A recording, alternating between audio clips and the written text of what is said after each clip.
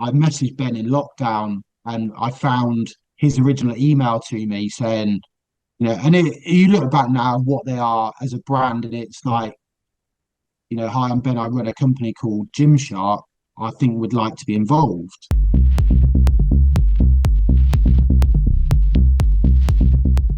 Body Power was used as a launch pad for a number of brands for new products, new athlete announcements, whatever it might be.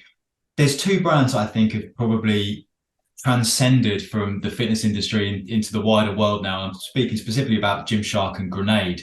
You've got a Yeah. unique insight there, Steve, because you've been at the ground up essentially for those two brands and you've seen what they've become off the back of Body Power.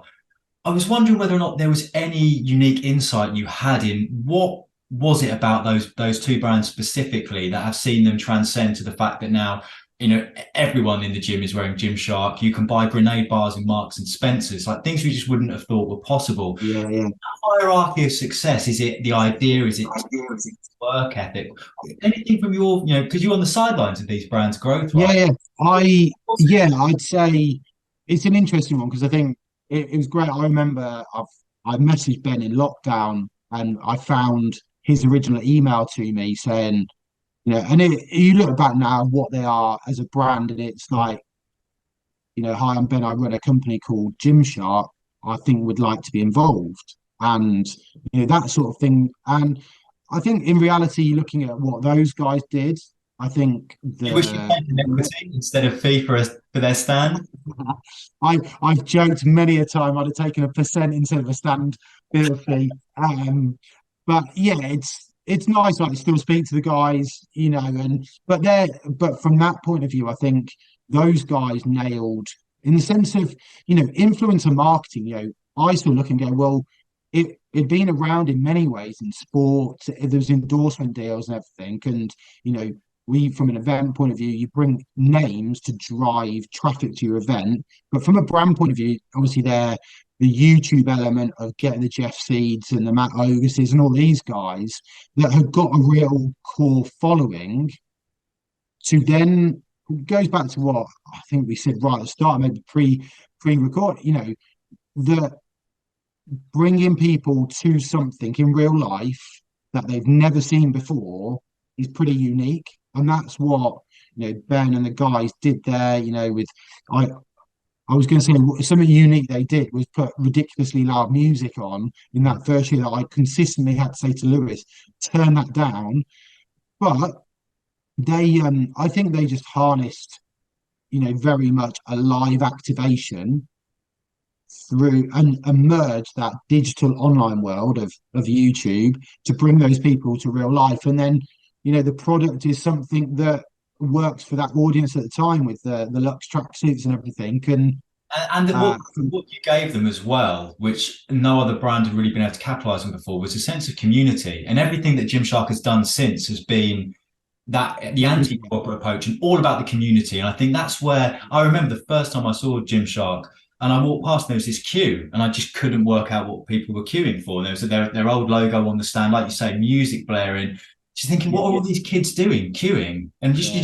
I couldn't fathom And it. it's that sort of, I guess, as well, that, and I can't think of other examples now, but there's a lot of times when there's like an underground movement that is happening and there's people there. It's only when you bring it to life and it's essentially a community that hasn't been seen, but they're following these guys like. And if you look back at it, it's brilliant from a timing perspective of, people getting into shape, people training, understanding what fitness in the gym was more than ever as a mainstream hobby, really. And And identifying then, how important it was to look a certain way because I'm of the old yeah, school generation where I used to go to the gym, however many years, 15 years ago, and the guys would be in an old t-shirt, pair of football shorts, and you didn't have to look a certain way. And I go into any gym now, and even guys in their 50s and 60s are wearing the hoodies, the sweatpants. It's yeah, identifying that looking a certain way, but also picking the clothes that allowed you to feel more confident. I mean, that's yeah. the genius, It's isn't part of, it's part of modern day culture now, isn't it? Like whether it's in the gym or athleisure, I guess, with girls wearing leggings just every day.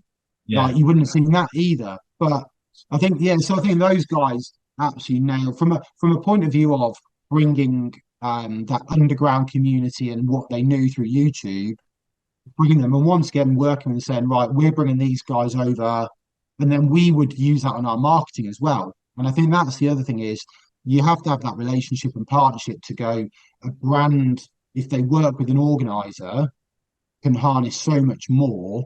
And that is actually one of the things I'm doing in my consultancy now is almost that insider knowledge, being able to speak to brands and go, do you realize what you can and can't do pre-event, intra-event, and post-event? So they did that really well. And I think if you look at Grenade, like my very clear memory is the tank.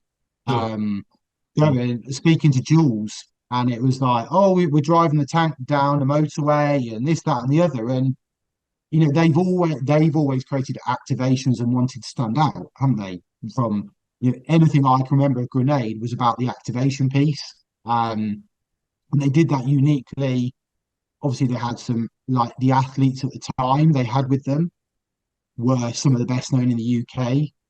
And I think, but that wasn't Carb Killer at the time. That was the original, was it Thermo Detonator? You know, those sorts of products. But I think once you create that identity, and like I say, it's not a ridiculously big market.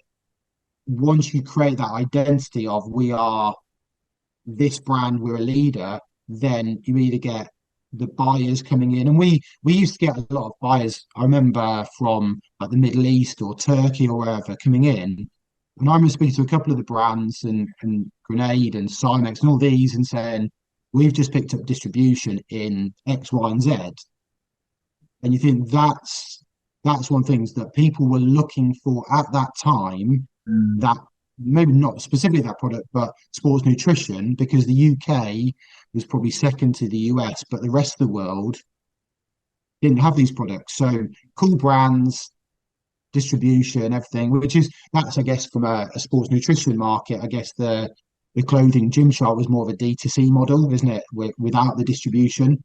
But yeah, I think they, you know, I go back to activations at live events. I put it on a post on LinkedIn, they can change lives because until you can show what your brand stands for, you can engage with people face to face. Yes, you can do it, and there's some success stories, but they all do activations as well to bring that online community into a real life world. I think what's fascinating about those two particular companies as well is Gymshark hasn't really changed in terms of what it's doing. It's still making clothes. It's not deviating Right. from the original remit, right? It's well tailored that fits people who work out and now fits people who maybe don't work out but still want to feel confident. Whereas Grenade, as you say, they launched with a fat burner. I don't know what percentage of their sales is that now, but you ask most people what Grenade do, and it's bars, it's meal replacement bars. Exactly. Yeah, yeah. It's that hero product, isn't it? And Changed what, and I'm fascinated by those two examples, both using Body Power as their launch platform, one sticking to exactly what it does, and another going, hang on, let's create a market, let's create a mass market here where you can now charge £3.20 for a protein bar, right? It's yeah, fascinating how they've taken different approaches. I think yeah, and I think with that whole bar market growing and everyone doing a bar was that awareness of protein, Mm. like actually, and it goes back to what you said about education of the consumer is becoming more educated. They understand the benefits of having protein in their diet, and it wasn't, people used to go, oh, I've got to have a shaker with powder, and oh, it doesn't taste nice. So this, Mm. oh, I can have a bar and it tastes pretty nice, and they've obviously evolved that to a great level. But yeah, I think it's there's always changes, and I think for me it's interesting where brands go over years with going back to where the market shift is, whether it's more functional, more performance. Can they evolve and take say CrossFit as a world where functional? Can brands go, well, there's a big market there when there's a real almost tight community that go, are you originally in our space? Do we accept you? I think that's something that really interests me at the moment of brands that are very much grown within their own sort of subsector of the industry at the moment.